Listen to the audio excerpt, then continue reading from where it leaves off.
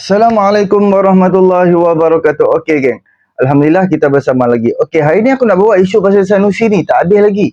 Kan? Dan juga mendapat respon dan juga mendapat hantaman daripada pelbagai pihak. Tak kira lah daripada pihak kerajaan dan juga pihak pembangkang. Ada jugalah yang mana yang dulu dia undi PN.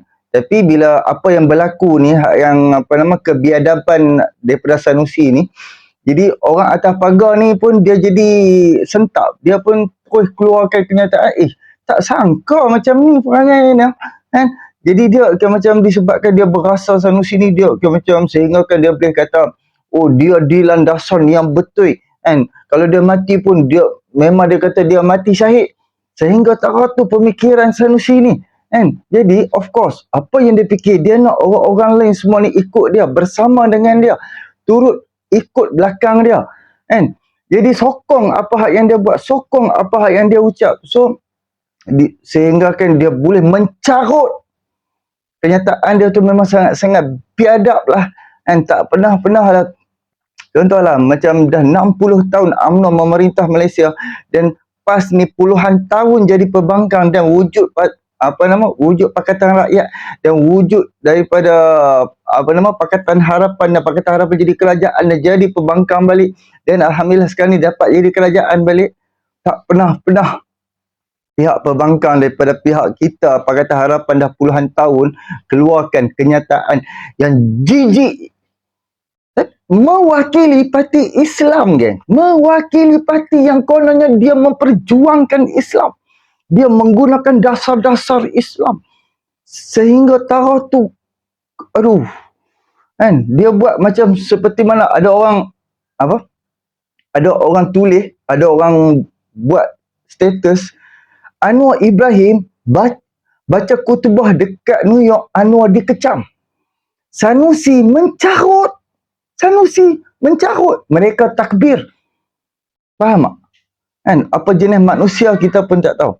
Kan? Anwar Ibrahim pergi ke New York, ada mesyuarat PBB, dan rakyat Malaysia, orang Islam New York meraihkan Datuk Seri Anwar Ibrahim dan sediakan dan syorkan kepada Datuk Seri Anwar Ibrahim dapat bagi khutbah kepada orang-orang Islam dekat New York, masjid yang pertama dekat New York. Tapi mereka kecam Anwar Ibrahim ni, Allahu Akbar. Dan Sanusi ni kan mencarut, menghina, keluarkan kenyataan-kenyataan yang tak sepatutnya. Dia kena ingat, Sanusi ni mewakili yang hampa duk kata parti Islam tu. Mewakili yang hampa duk kata parti Islam tu. Mencarut geng-geng hampa, puak-puak hampa di bawah. Boleh takbir. Apa jenis manusia kita pun tak tahu. Kan? Jadi, apa yang dekat status kawan tu, dia macam dia kata, bodohnya manusia.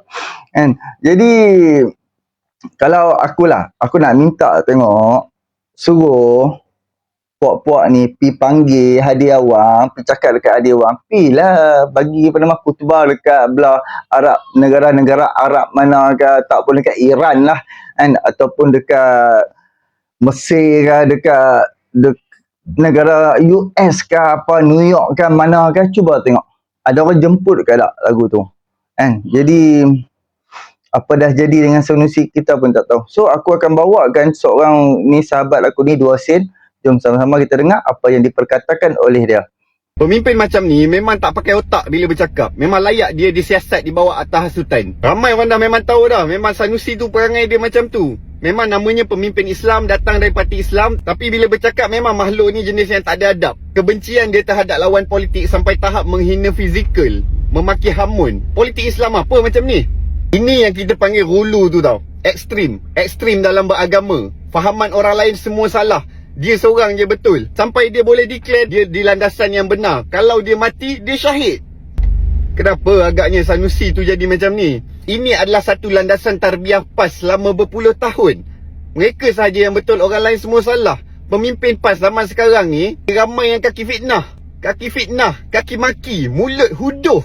Kita sendiri boleh bezakan ucapan yang ada daripada Menteri Besar Kedah dengan ucapan politik Menteri Besar Negeri Sembilan, kalau tak nak banding dengan Selangor pun. Tapi bila kena kat dia, orang dia cakap Sanusi ni lurus, cakap jujur, tak ada kona-kona. Tak kona apa benda. Ingat tak kes Ford Raptor tu? Orang rakam dia tengah drive kereta Ford dekat Pulau Pinang waktu PKP. Tapi pihak Menteri Besar Kedah boleh nafi. Orang yang rakam tu teruk nak kena maki. Tapi bila polis siasat memang sah. Dia langgar PKP. Bayar saman 1,500. Tak kona tang mana. Lepas tu bila dalam ucapan pun sibuk nak cakap dan mereka cerita pasal orang lain. Dia cakap, saya mana pandai reka-reka ni tuan-tuan dan puan-puan. Tak pandai mereka keluar teori konspirasi nak cakap orang lain nak sorok identiti seks. Apa tak konanya? Apa yang tak pandai mereka ceritanya? Mulut huduh, suka maki hamun, suka muhung. Package lengkap bro. Yang terbaru, bila berkempen, tengok siapa yang kena tempias. Orang Selangor, han datang Selangor, han duk cakap buruk-buruk pasal Sultan Selangor. Sampai institusi diraja pun nak sentuh. Sentuh tu tak apa tau kalau pembinaan tu konstruktif. Tapi ini yang merendah-rendahkan institusi diraja. Banding-bandingkan. Buat lagi penghinaan demokrasi kepada orang Selangor yang dah pilih Amiruddin Syahri sebagai pemimpin diorang. Ini terpilih dalam pilihan raya. Bukannya tebuk atap yang tak sengaja, yang tak pernah bermimpi tiba-tiba dapat jadi menteri besar sebab penggulingan kerajaan. Gila ke kempen politik duk sebut benda macam tu? Dia ingat bila dia sebut macam tu, rakyat Selangor akan sokong dia atau sokong PN ke? Bila duk kacau rakyat Selangor, kacau MB Selangor physically dan kacau Sultan Selangor. Mulut dia ni duk hina ketinggian orang, hina gigi orang, hina Perdana Menteri Datuk Seri Anwar Ibrahim. Tak malu ke ceramah tu satu Malaysia duk tengok? Anak-anak duk tengok, orang muda duduk tengok. Orang Melayu ni, orang yang ada adab, orang yang sopan santun. Kalau nak perjuangkan bahasa Melayu ni, pamerkan ciri-ciri orang Melayu ni. Apatah lagi ciri orang Islam yang berada dalam parti Islam yang memperjuangkan Islam. Astagfirullahalazim. Itu ke gaya pemimpin orang Islam? Aku terlalu percaya Sultan Kedah sendiri pun tak akan sokong cara berpolitik ataupun kempen berpolitik yang tak ada adab macam ni. Cakap tak pakai otak, buat lawak pelekeh pemimpin lain dengan jenaka. Jenaka yang direka-reka, sengaja nak buat reka. Buat penghinaan fizikal, tak ada substance untuk pembangunan yang nak ditawarkan. Ada substance. Adakah ini hala tuju politik Perikatan Nasional? Adakah ini hala tuju politik parti Islam? Nak bersaing, siapa lagi lawak, siapa lagi menang, siapa lagi nak dapat pertempuran gemuruh? Takkanlah macam tu. Benda ni menghilangkan kewibawaan pemimpin. Adakah nak offer orang untuk jadi pemimpin sebab nak datang nanti buat lawak? Cara macam ni sebenarnya dia jatuhkan standard pemimpin politik. Kalau dulu sampai sekarang kita faham pemimpin politik ni yang memalukan, yang jatuhkan standard politician ni adalah yang makan rasuah, yang salah guna kuasa.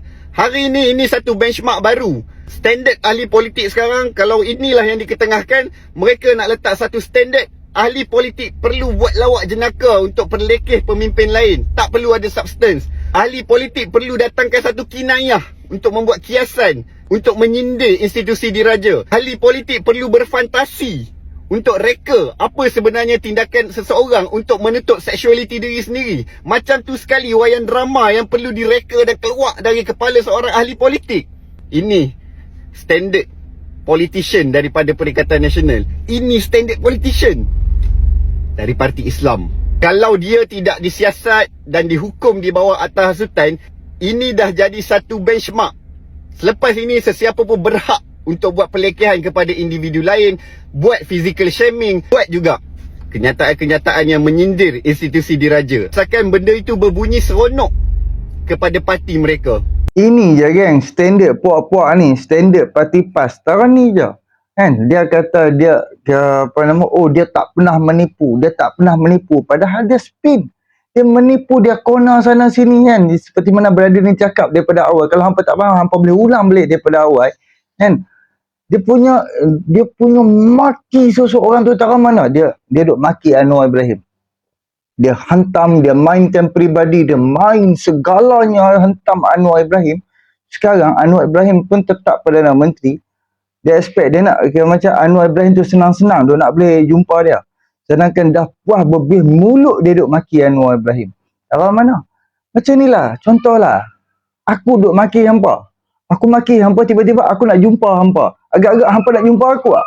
Sebab kan aku duk maki hampa setiap hari, setiap masa, di setiap pentas kempen aku duk maki hampa. Adakah hampa nak jumpa aku? Disebabkan mulut aku.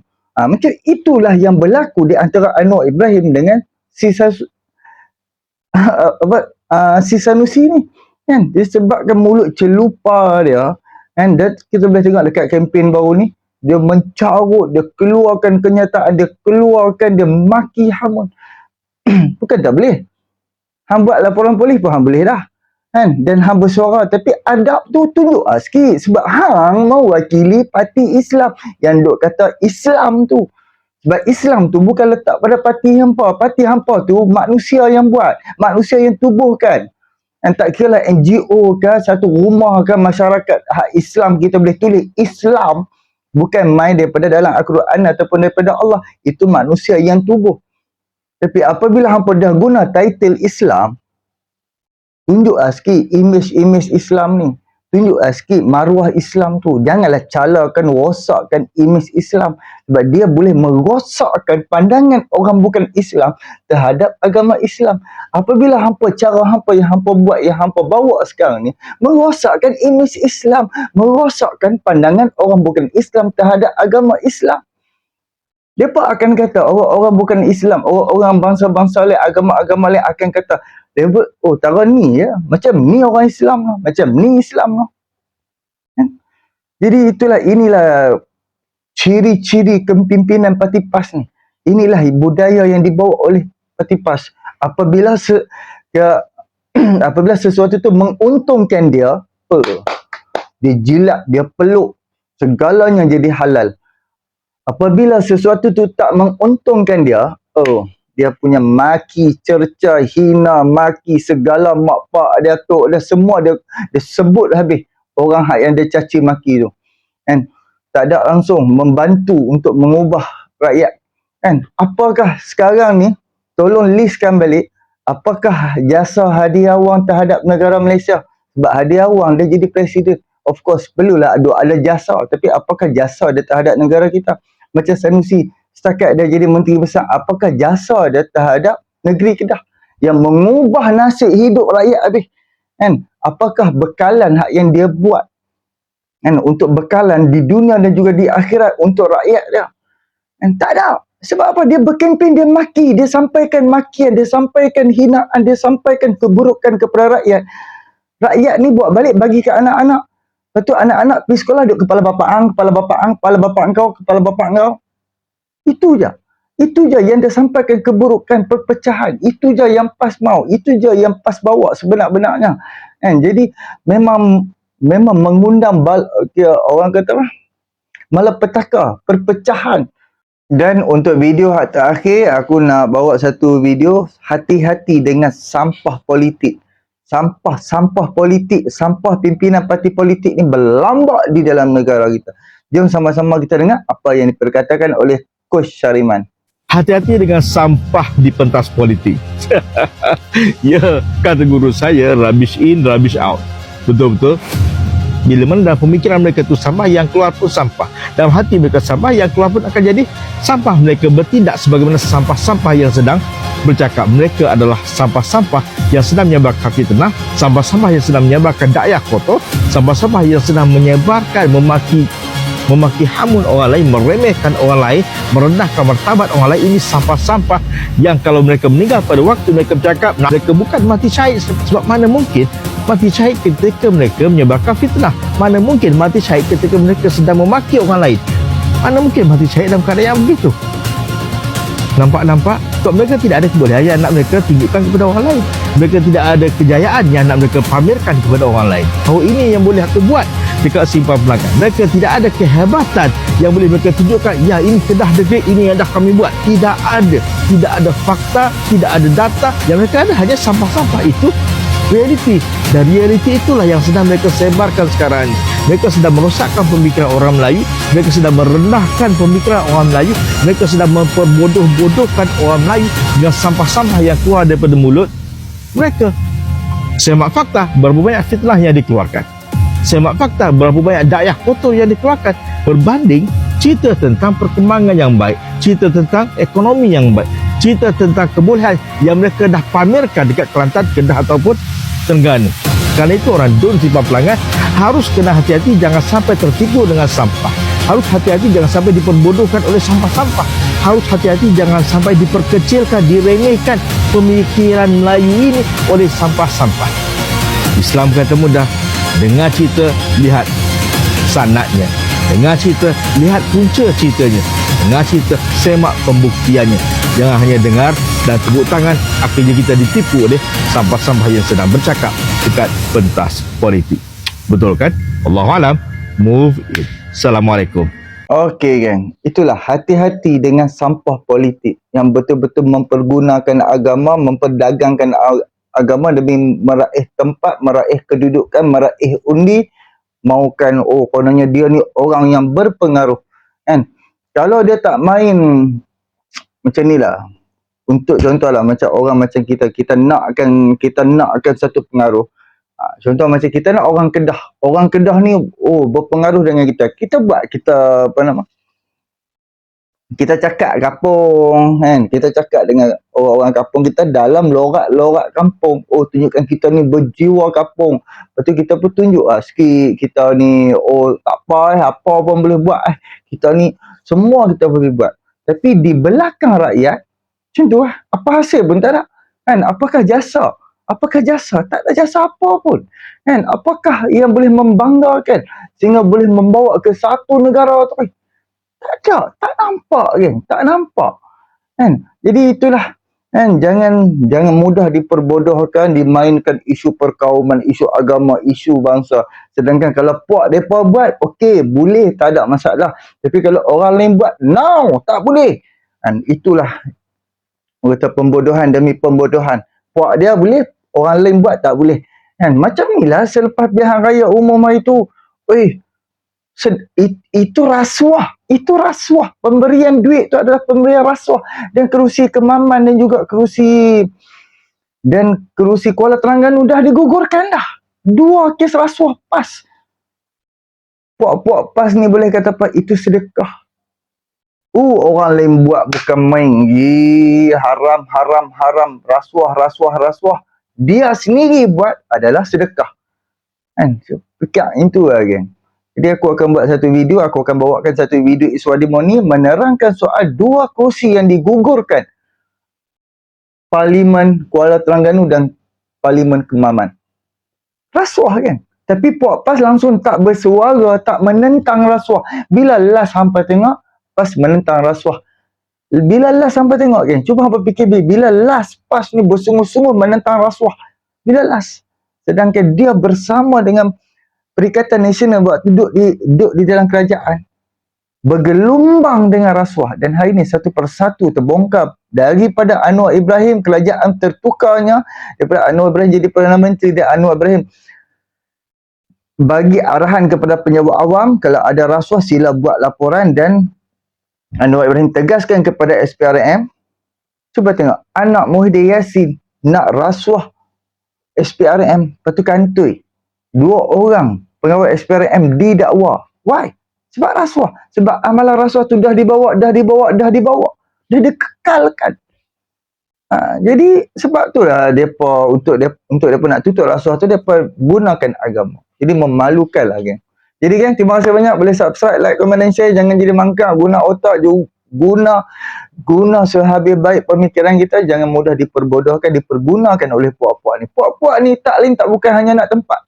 Hanya nak tempat hakikatnya. Dia pun nak tempat, dia pun nak kedudukan. Last kali cari orang UMNO juga. Last kali cari orang Pakatan Harapan juga. Sedangkan depa yang menang, depa yang tawarkan diri untuk menjadi wakil rakyat. Bila jadi wakil rakyat, hang tak reti jana pendapatan, hang sanggup duit gaji hang dapat hang simpan untuk perbelanjaan hang. Sedangkan punca dan sebab hang boleh dapat gaji tu sebab hang dah berjanji dekat rakyat hang akan berkorban demi rakyat. Dan pendapatan yang hang dapat tu bukan untuk hang seorang, sepatutnya untuk rakyat. Jadi itulah, janganlah mudah diperbodohkan. Boleh subscribe, like, komen dan share. Hantarkan manfaat tuan. Assalamualaikum. Jumpa lagi.